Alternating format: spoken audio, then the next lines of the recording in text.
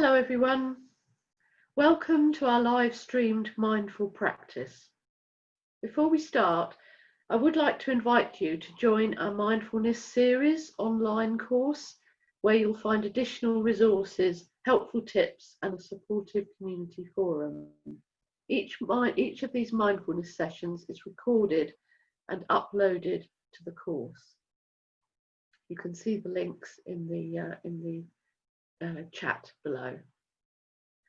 So my name's Carolyn Barber, and today my theme is don't believe your thoughts. So this can be quite a difficult idea to get your head round, because living in our thoughts is kind of what we tend to do. It's what we've learned to do in our culture. The famous philosopher Descartes said, "I think, therefore I am."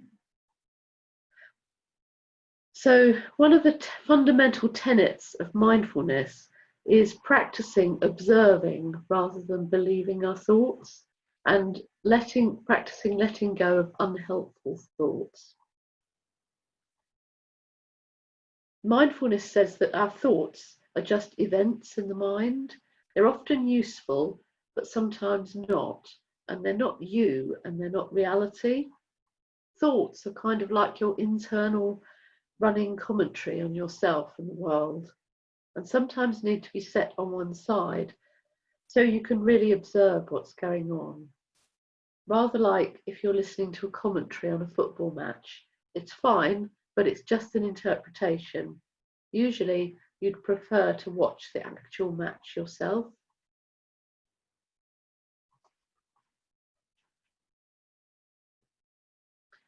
So we often make assumptions and judgments based on our thoughts and on the basis of very little information.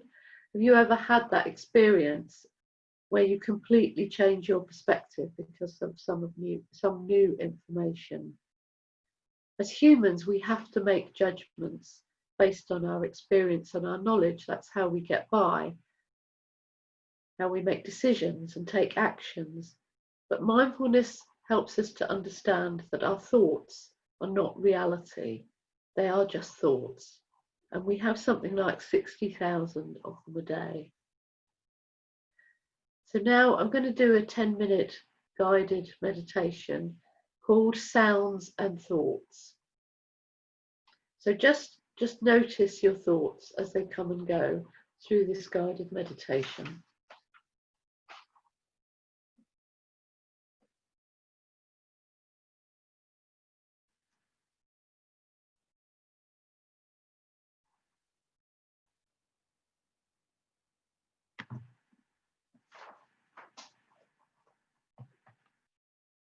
If you're doing this meditation at home or at work, then it's preferable to sit upright in a straight-backed chair. If you're doing it in a public place, which you can, probably not listening now, but in future you can do this. Find somewhere to sit where you're upright and your back is self-supporting. A park bench is ideal. You can also adapt this meditation and carry it out on buses, trains, or aircraft.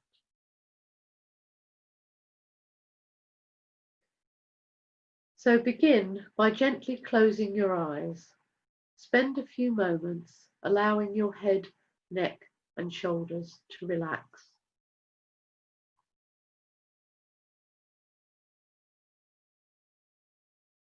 Gather up your awareness and begin to focus on the movements of the breath in your body. When you feel settled, gradually expand your awareness to include your whole body. Can you sense your whole body breathing? Spend a few moments focusing on the movements of the breath in the body.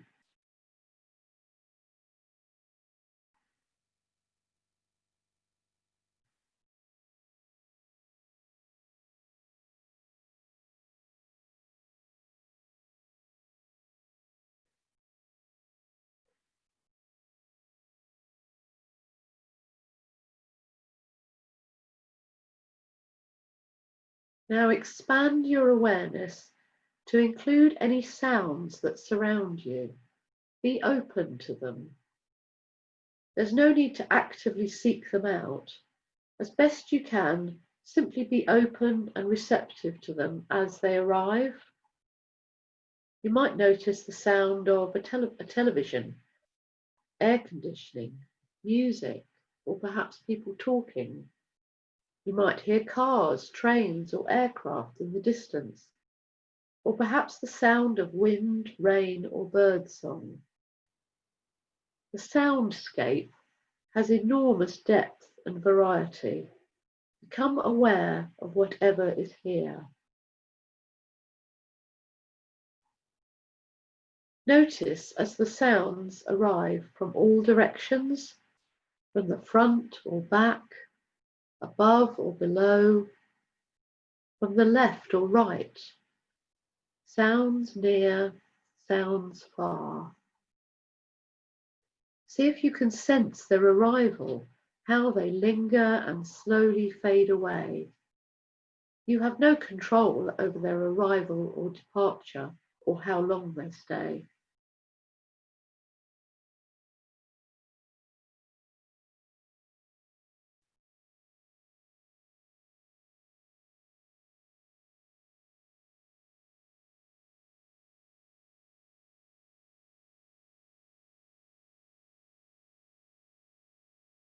As best you can, be aware of sounds, as raw sensations. Notice the tendency to label sounds such as car, wind, or siren. See if it's possible to notice this labeling and then to refocus your awareness on the sounds themselves, on the raw sensations.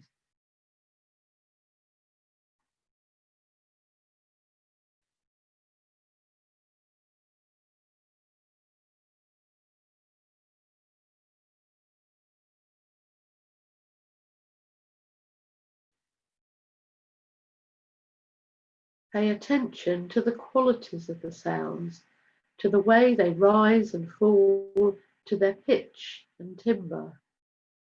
See if you can notice how the louder or more obvious sounds tend to crowd out the quieter ones.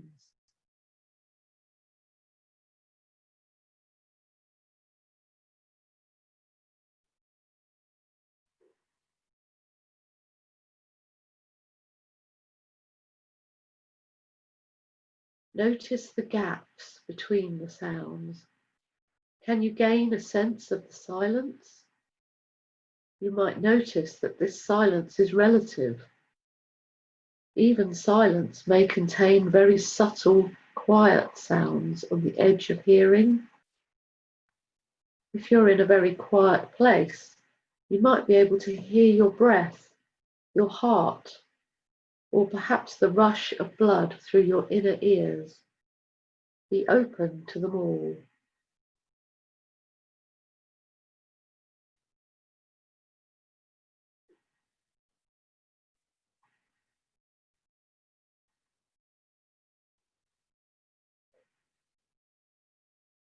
As best you can, try to avoid becoming drawn into any individual sounds.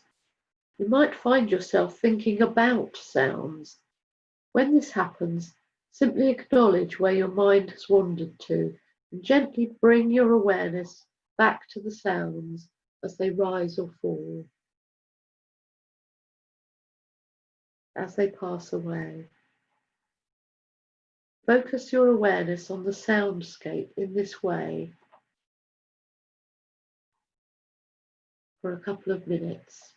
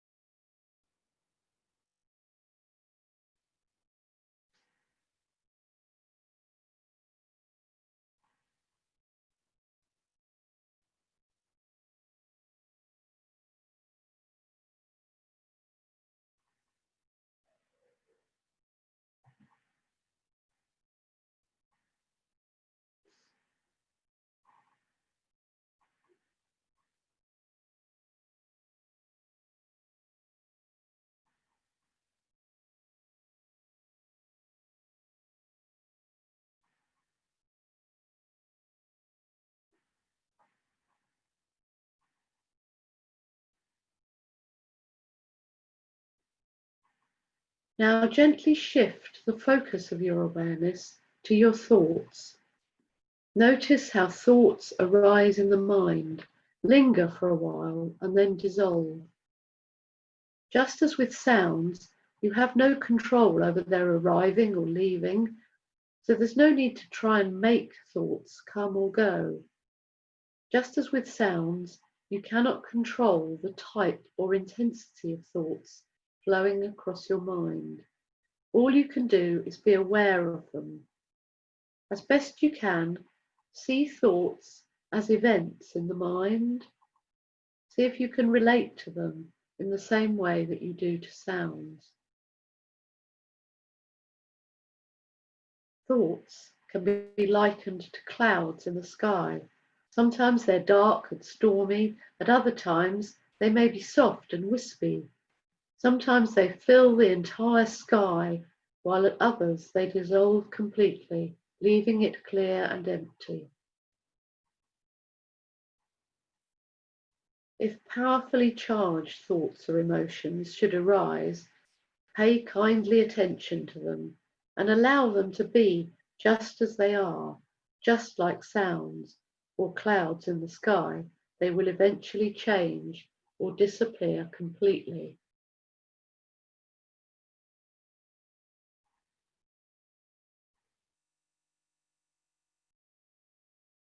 And if you should begin to feel lost in your thoughts, as if your mind has become unfocused and scattered, then gently bring the focus of your awareness back to the breath.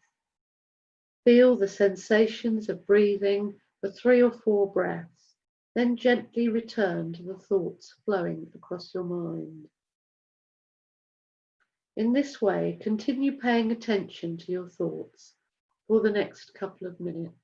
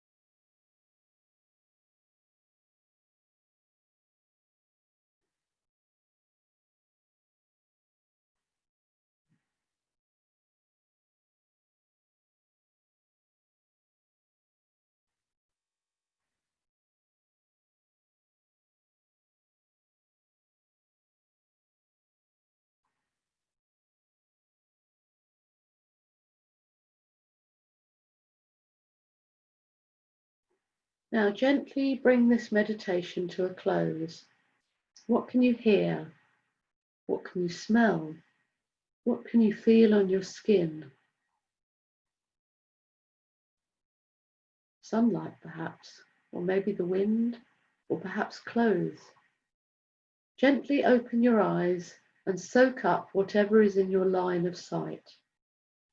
Gradually, gently, begin to move, making sure you give yourself enough time to make a smooth transition from the meditation to whatever you're doing next.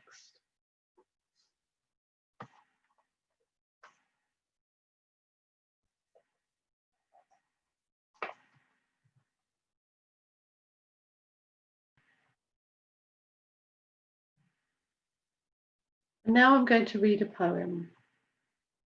Before you know what kindness really is, you must lose things, feel the future dissolve in a moment, like salt in a weakened broth. What you held in your hand, what you counted and carefully saved, all this must go, so you know how desolate the landscape can be between the regions of kindness. How you ride and ride, thinking the bus will never stop. The passengers eating maize and chicken will stare out the window forever. Before you learn the tender gravity of kindness, you must travel to where the Indian in the white poncho lies dead by the side of the road. You must see how this could be you, how he too was someone who journeyed through the night with plans and the simple breath that kept him alive. Before you know kindness as the deepest thing inside, you must know sorrow as the other deepest thing. You must wake up with sorrow. You must speak to it until your voice catches the thread of all sorrows and you see the size of the cloth. Then it is only kindness that makes sense anymore, only kindness that ties your shoes and sends you out into the day to mail letters and purchase bread, only kindness that raises its head from the crowd of the world to say, "It is I you have been looking for," and then goes with you everywhere like a shadow or a friend.